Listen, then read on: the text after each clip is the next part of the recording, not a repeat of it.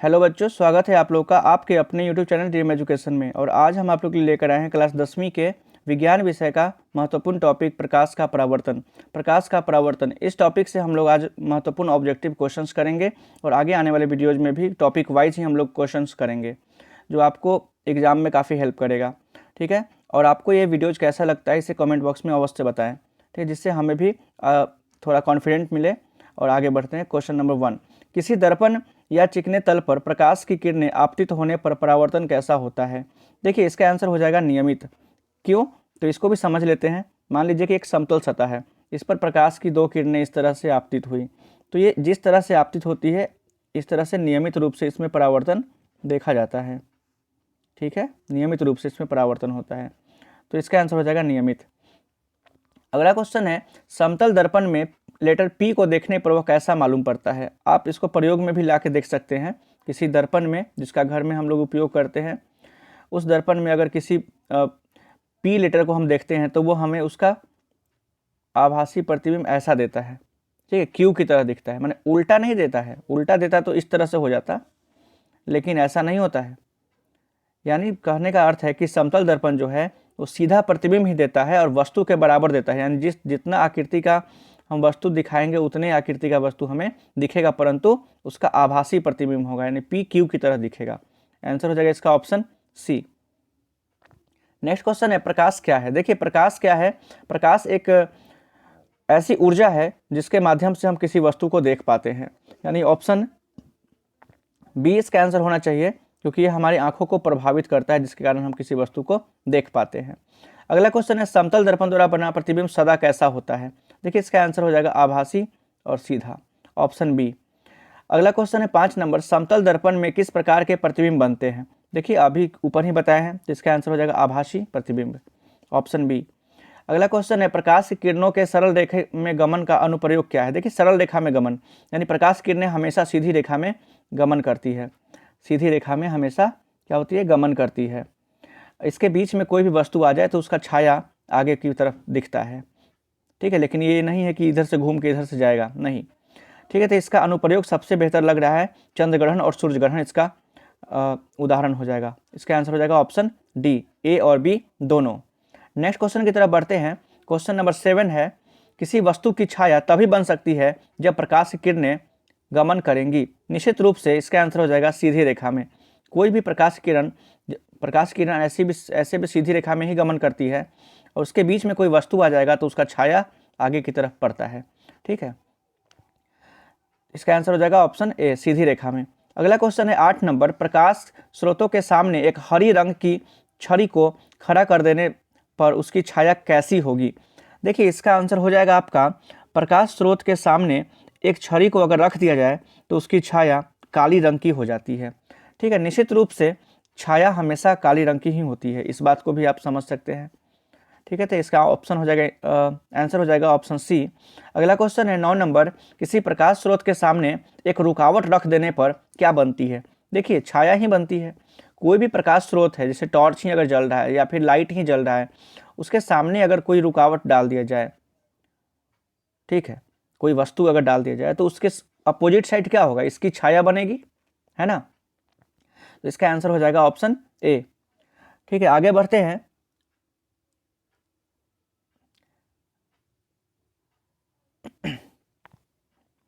दस नंबर, प्रकाश स्रोत के सामने एक गेंद रखने पर उसकी छाया कैसी बनती है?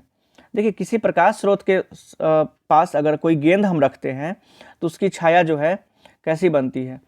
तो देखो, प्रकाश स्रोत के सामने एक गेंद को रख देने पर उसकी छाया वृत्ताकार ही बनेगी, क्योंकि गेंद की आकृति कैसी है? अगर गेंद वृत्ताकार है तो उसकी छाया भी वृत्ताकार ही बनेगी ना। ठीक है, तो इसका आंसर हो जाएगा वृत्ताकार, option number B. Next question की तरफ बढ़ते हैं। 11 नंबर, दृष्टि के भौतिक अनुभूति को कहा जाता है। देखिए, दृष्टि के भौतिक अनुभूति, यानी दृष्टि से जब हम किसी वस्तु को देखते हैं तो ये भौतिक अनुभूति है। इसको क्या कहते हैं? तो किस माध्यम से देखते हैं, ये भी इसमें महत्वपूर्ण होगा। तो भौतिक अनुभूति तब होती है जब प्रकाश होता है। ठीक है, यानी निश्चित रूप से हम कह सकते हैं कि दृष्टि के भौतिक अनुभूति को हम लोग प्रकाश कहते हैं, क्योंकि प्रकाश के माध्यम से ही किसी वस्तु को हम भौतिक रूप से अनुभव कर पाते हैं। हो गया। अगला क्वेश्चन है 12 नंबर, प्रकाश एक रूप है। देखिए प्रकाश किसका एक रूप है, इसको समझने के लिए हमें यह समझना होगा कि प्रकाश को क्या कहा गया, प्रकाश की परिभाषा क्या है। प्रकाश एक ऐसा ऊर्जा है, ठीक है, जिसके माध्यम से हम किसी वस्तु को देख पाते हैं, यानी वह हमारे मानव नेत्र को प्रभावित करता है। तो इसका आंसर हो जाएगा ऑप्शन नंबर बी, जिसका उत्तर होगा ऊर्जा। देखिए यहाँ पे प्रिंट हो गया है, इसका आंसर हो जाएगा ऊर्जा, यानी प्रकाश क्या है, एक ऊर्जा का रूप है। ऑप्शन नंबर बी इसका आंसर होगा। नेक्स्ट क्वेश्चन की तरफ बढ़ते हैं। 13 नंबर है, किसी माध्यम में प्रकाश की किरणें माध्यम के कणों को क्या करती है, यानी इसका ऑप्शन देखना होगा, गर्म करती है, प्रकाशित करती है, या माध्यम के कणों में गति प्रदान करती है, या ए और बी और सी तीनों। ठीक है, तो इसका आंसर होना चाहिए ऑप्शन डी, इसका आंसर होना चाहिए, क्योंकि किसी माध्यम में प्रकाश की किरणें जब गमन करती है तो ये तीनों होती है, गर्म करती है, प्रकाशित करती है, और देखिए सूर्य की किरण जब आती है हमारी धरती पर तो सूर्य की किरण से हम लोग को गर्मी महसूस होता है कि नहीं होता है, यानी उसके कणों में गर्मी होती है ना, निश्चित रूप से गर्मी होती है, इसलिए हम लोग को गर्मी महसूस होती है। प्रकाशित भी करता है, सूर्य का प्रकाश हम लोग को प्रकाशित करता है, और इसके माध्यम के कणों में गति प्रदान भी करती है, यानी इसके कणों में गति भी होती है, जिस कारण से वो एक स्थान से दूसरे स्थान तक पहुंचता है। जैसे हम लोग जानते हैं कि सूर्य की जो किरणें हैं पृथ्वी तक पहुंचने में लगभग 8 मिनट लगता है। ठीक है, तो ये निश्चित रूप से गतिशील अवस्था में होता है, इसके कण गति करते हैं, इसलिए इसको पहुंचने में टाइम भी लगता है, कुछ समय लगता है। तो इस तरह से हम लोग समझ सकते हैं कि इसका ऑप्शन डी जो है सबसे सही आंसर होगा। आगे बढ़ते हैं 14 नंबर, प्रकाश किस ऊर्जा का रूप है। देखिए प्रकाश किस ऊर्जा का रूप है, तो इसका आंसर हो जाएगा ऑप्शन नंबर ए, प्रकाश विकिरण ऊर्जा का एक रूप है। ठीक है, प्रकाश विकिरण ऊर्जा का एक रूप है, क्योंकि प्रकाश क्या है, विकिरित होती है, मतलब प्रकाश जो है फैलती है, और इसमें क्या होता है, फैलाव होता है इसके कणों में। ठीक है, तो विकिरण ऊर्जा का एक रूप होती है। समझ में आ गया। आगे बढ़ते हैं 15 नंबर, प्रकाश तरंगे किस प्रकार की तरंगे होती है। देखिए प्रकाश की तरंगे जो है ये, इसका आंसर हो जाएगा विद्युत चुंबकीय तरंगे होती है, क्योंकि इसमें चुंबकीय गुण भी पाया जाता है। ठीक है, नेक्स्ट क्वेश्चन की तरफ बढ़ते हैं 16 नंबर, प्रकाश तरंगों के गमन के लिए किस प्रकार के माध्यम की आवश्यकता होती है। देखिए प्रकाश के तरंगों का गमन एक ही अवस्था में नहीं हो सकता, जिसको कहते हैं वैक्यूम अवस्था में, जहाँ पे एयर ही नहीं है, तो वहाँ पे गमन करना काफ़ी प्रॉब्लमेटिक होता है, क्योंकि वहाँ किसी न किसी कणों का सपोर्ट चाहिए प्रकाश के तरंगों को गमन करने के लिए। इस तरह से जहाँ पे कुछ भी नहीं है, कोई भी किसी भी प्रकार का गैसीय पदार्थ उपस्थित नहीं है, यानी जिसको हम लोग कहते हैं निर्वात यानी वैक्यूम, वहाँ पे प्रकाश गमन नहीं कर सकता, वहाँ प्रकाश दिखेगा ही नहीं। इस प्रकार से ऑप्शन ए है द्रव्यात्मक माध्यम, ऑप्शन बी है किसी प्रकार के माध्यम नहीं, ऑप्शन सी है ए और बी दोनों। देखिए तो 16 का आंसर हो जाएगा बी। ठीक है, यानी प्रकाश के तरंगों के गमन के लिए किस प्रकार का माध्यम की आवश्यकता होती है, तो किसी माध्यम की आवश्यकता इसके लिए नहीं होती है, ऑप्शन बी हो जाएगा। नेक्स्ट क्वेश्चन की तरफ बढ़ते हैं 17 नंबर, प्रकाश का तरंग दैर्ध्य अन्य बाधाओं की तुलना में होता है। देखिए इसका आंसर हो जाएगा ऑप्शन ए, प्रकाश का तरंग दैर्ध्य अत्यंत छोटा होता है, यानी बहुत कम होता है। ठीक है, बहुत कम होता है। आगे बढ़ते हैं, प्रकाश किरण है, तो देखिए इसका आंसर हो जाएगा ऑप्शन ए, प्रकाश किरण प्रकाश का बिंदु पथ होता है। ठीक है, यानी ऑप्शन ए हो जाएगा इसका आंसर, यानी प्रकाश की जो किरणें होती है वो प्रकाश का एक रास्ता निर्धारित करती है, किस तरह से प्रकाश आगे बढ़ेगा, एक बिंदु पथ होती है। ठीक है, इस तरह से हम कह सकते हैं, इसका आंसर ऑप्शन ए होगा। 19 नंबर है, किरणों के समूह को क्या कहते हैं। देखिए आप लोग जानते हैं कि जब कई किरणें एक साथ समूहित होकर चलती है तो उस किरणों के समूह को हम लोग किरण पुंज या प्रकाश पुंज कहते हैं, यानी ऑप्शन सी इसका आंसर होगा, ए और बी दोनों। 20 नंबर क्वेश्चन है, क्वेश्चन नंबर 20 है, किसी उच्च कोटि की पॉलिश किए गए दर्पण अपने पर पड़ने वाले प्रकाश को परावर्तित करता है। बिल्कुल, जैसे देखिए पॉलिश किए गए दर्पण का मतलब होता है जैसे शीशा हम लोग घर में जो उपयोग करते हैं दर्पण, उसमें क्या होता है कि इसके एक सतह को हम लोग इस तरह से कलई कर देते हैं, इसको पॉलिश किया गया या कलई किया गया या रंगा हुआ, इस तरह से कुछ भी कह सकते हैं। एक तरह से ये रंगा होता है, ठीक है।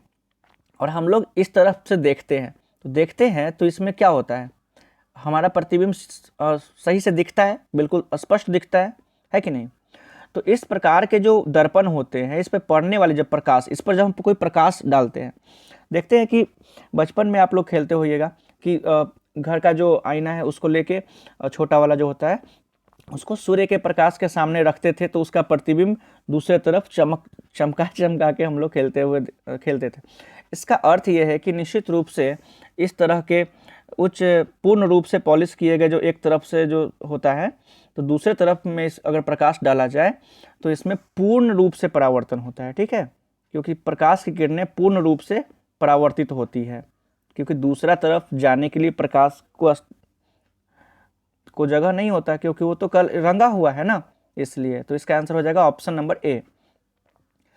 तेल लगा हुआ कागज, देखिए इसका प्रयोग आप लोग भी कर सकते हैं। किसी कागज में आप क्या कीजिए, सरसों का तेल या भी कोई भी तेल जो है उसको लगा दीजिए और उस पर सूर्य का प्रकाश या फिर टॉर्च या फिर कोई भी प्रकाश वाला जो वस्तु है उस पर एक तरफ से डालिए, दूसरी तरफ देखिएगा कि वो क्या होगा कि आधा आधा, हाफ हाफ, हल्का हल्का उस तरफ प्रकाश पहुंचेगा, पूर्ण रूप से नहीं पहुंचेगा। तो उसको हम क्या कहते हैं, पारभाषक कहते हैं, यानी उसको अर्ध पारदर्शी भी कहा जाता है। नेक्स्ट क्वेश्चन है 22 नंबर। देखिए आधुनिक क्वांटम सिद्धांत के आधार पर प्रकाश को क्या माना गया है। देखिए इसका आंसर हो जाएगा ऑप्शन नंबर सी, दोनों में से कुछ नहीं माना गया, यानी प्रकाश को ना ही कण ना ही तरंग माना गया है। आगे बढ़ते हैं, सूर्य से आने वाले प्रकाश पुंज कैसा होता है। सूर्य से आने वाला प्रकाश पुंज कैसा होता है, तो इसका आंसर हो जाएगा ऑप्शन नंबर सी, इसका आंसर हो जाएगा समांतर प्रकाश पुंज, क्योंकि सूर्य से आने वाले प्रकाश पुंज जो होते हैं एक रेखीय गति से सामने की तरफ आ रहे होते हैं, इसको हम लोग समांतर कह सकते हैं, क्योंकि ये समांतर रूप में है ना, ठीक है। इसको समझने के लिए हम कह सकते हैं कि जैसे मान लीजिए कि सूर्य से हम लोग तो काफ़ी दूर है कि नहीं, हमारी पृथ्वी और सूर्य में बहुत दूरी है, अतः दूर बिंदु के से सामने आने वाला प्रकाश किरण समांतर होता है, यानी ठीक सीधा आता है, ठीक है। सूर्य हमसे काफ़ी दूर है, इससे आने वाला प्रकाश किरण समांतर होगा, ठीक है। इससे स्पष्ट हो गया, ये समांतर ही होगा। अगले क्वेश्चन की तरफ बढ़ते हैं। 24 नंबर है, प्रकाश की किरणें गमन करती है। देखिए ये तो स्पष्ट है, आप लोग को समझ में आ गया होगा कि हमेशा सीधी रेखा में गमन करती है। आगे है 25 नंबर सवाल, प्रकाश के परावर्तन के कितने नियम हैं। देखिए इसका आंसर हो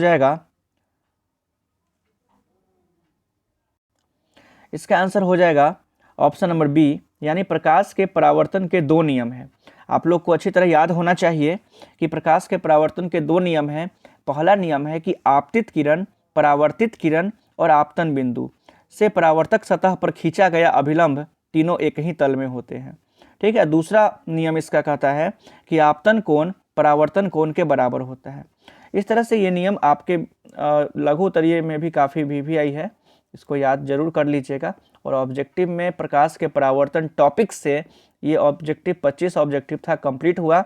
आगे आने वाले टॉपिक से गोलीय दर्पण और अन्य टॉपिक्स वाइज हम लोग topic by topic he objective complete करेंगे, ठीक है। इस तरह से आपको भी आसान होगा समझने में टॉपिक को, और आप टॉपिक घर से पढ़ के भी इस ऑब्जेक्टिव को दोबारा देख सकते हैं वीडियो को, जिससे क्या होगा कि एक तरह से आपका टेस्ट भी हो जाएगा। तो ये वीडियोज़ आप लोग के लिए काफ़ी हेल्पफुल होने वाले हैं, ठीक है। ज़रूर देखिएगा, आगे आने वाले सभी साइंस के वीडियोज़ आपको टॉपिक वाइज ही मिलेंगे। धन्यवाद।